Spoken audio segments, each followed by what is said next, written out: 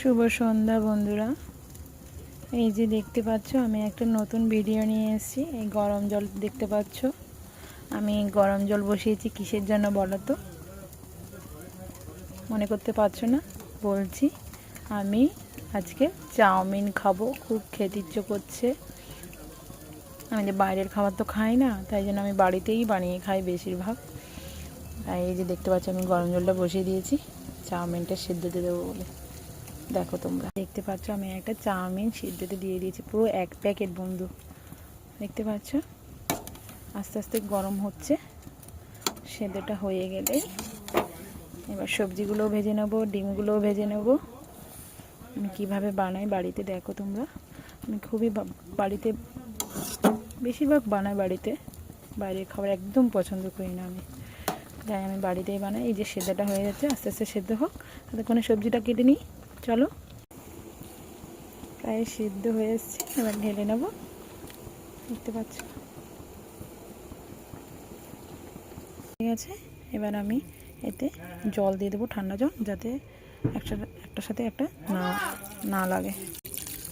বন্ধুরা ঠান্ডা জল দিতে খুব ঝরঝরে হয়েছে, একটার সাথে একটা লেগে নেই, খুব সুন্দর লাগছে।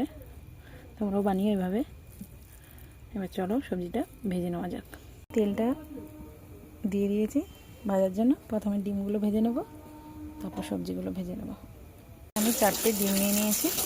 ডিমগুলোকে ভালো করে ফ্রাই করে নেব, টুকরো টুকরো করে। তোমরা দেখতে থাকো।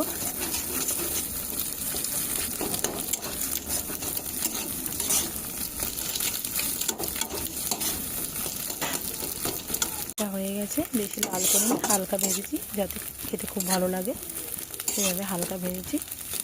ভাজা হয়ে গেছে। তোমরা চাইলে আরও বেশি করে দিতে পারো ডিম।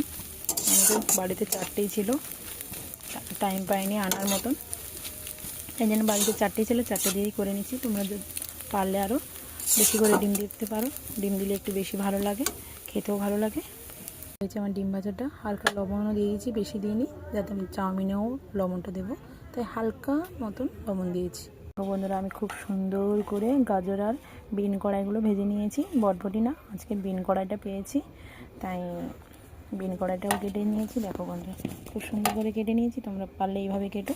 আর গাজরটাও দেখো খুব সুন্দর করে কেটেছি। এবার এগুলোকে ভেজে নেব, তোমরা দেখতে থাকো। হালকা লবণ আর একটু হলুদ গুঁড়ো দিয়ে দিয়েছি।